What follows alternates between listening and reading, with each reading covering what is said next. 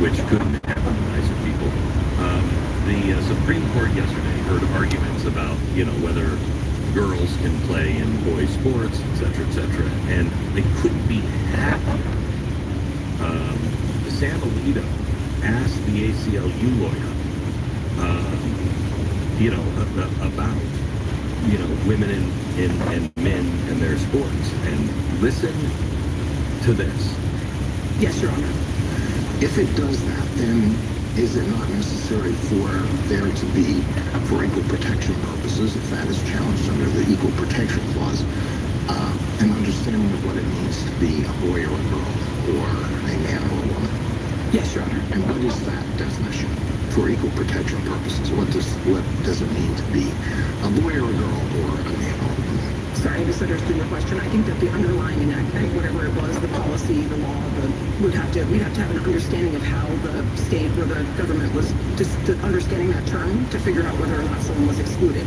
We do not have a definition for the court, and we don't take issue with we're not disputing the definition here. What we're saying is that the way it applies in practice is to exclude birth-sex males categorically from women's teams, and that there's a subset of those birth-sex males where it doesn't make sense to do so according to the state's own interest. Well, how can a court determine whether there's discrimination on the basis of sex without knowing what sex means for equal protection purposes? I think here we just know that we basically know that that they've identified pursuant to their own statute, Lindsay qualifies as a birth-sex male, and she's being excluded categorically from the women's teams as the statute. So we're taking the statute's definitions as we find them, and we don't dispute them. We don't dispute them. We just say that anybody can change them at any time. I mean, Samuel Alito.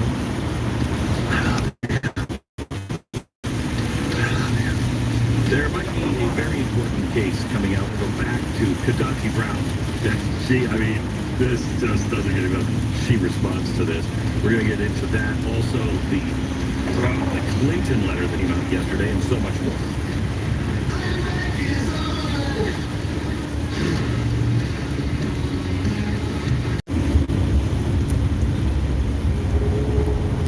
Does America. Find out how to get more at theblaze.com. Sarah Gonzalez, Unfiltered. There was an actual motion to censor Stacey Plaskett. 0 Democrats voted to censure Stacey Plaskett for being BFFs with Jeffrey Epstein after she knew that he was a sex predator of children. So I don't want to hear anything else from the Democrats on how aghast they are or how outraged they are and how shocking it is. Get out of here with your faux moral outrage. Sarah Gonzalez, Unfiltered, on the Blaze Radio Network. Learn more at theblaze.com. Have you ever met a single person in your life that enjoys paying taxes? No, no one does. If you can't sleep at night because you have a huge problem with the IRS, I've got some free advice for you. This service is strictly limited to individuals that owe the IRS $10,000 or more in back taxes. And if you qualify, we can guarantee that you won't be writing a big fat check to the IRS, or our services cost you nothing. The first 100 people that call today will get a free tax consultation worth $500. Stop worrying about your IRS problem. We can help you, we promise. Call the tax doctor right now. Right now to learn more. 800-917-8546. 800-917-8546. 800-917-8546. That's 800-917-8546. Timeshare owners, listen to this. You know it's coming. Your timeshare maintenance fee bill. At RFA Cancellations, we've seen timeshare maintenance fees rising every year, and I bet you have too. Most of our clients that we help get rid of their timeshares don't have that kind of free money laying around. If you don't either, call us. When you hire our experts, we'll do all the work for you to help you get out of your timeshare with zero money down with approved credit. If you haven't used your timeshare this past year and you want a legal way to get get out of it. We can help you get out of your timeshare contract right now and stop paying all the maintenance fees. Plus, put more money back in your pocket every month. Your timeshare is not free, but this call is. Call us right now before time runs out. 800-985-8163. 800-985-8163. 800-985-8163. That's 800-985-8163. Investing in the stock market certainly has its ups and downs. Perhaps it's time to redeploy some of your investment assets. One asset class you may not be aware of is mass tort legal cases. For example, we're talking about Roundup and mesothelioma, where smart money has been investing in mass torts for a few decades with continued profits. We are Paragon Analytics for Roundup. We use advanced money and AI techniques to analyze Hey guys.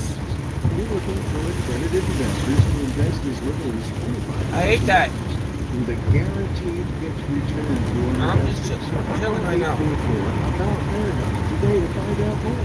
There's no cost, no obligation. If you can invest $25,000, join the I did hate that. Call 844-ABOUT-PARAGON. That's 844-ABOUT-PARAGON. That's 844-226-8872. The Conservative Review. We are facing a government that is strong enough. Well, it's too weak or unwilling or subversive in fighting the true enemies, the illegals, the criminal aliens, the domestic criminals, the Muslim terrorists. But oh boy, is it strong enough from doing what you need to do to protect yourself from The Conservative Review on the Blaze Radio Network. Subscribe on YouTube, Spotify, or wherever podcasts are found. This is the Blaze Radio Network.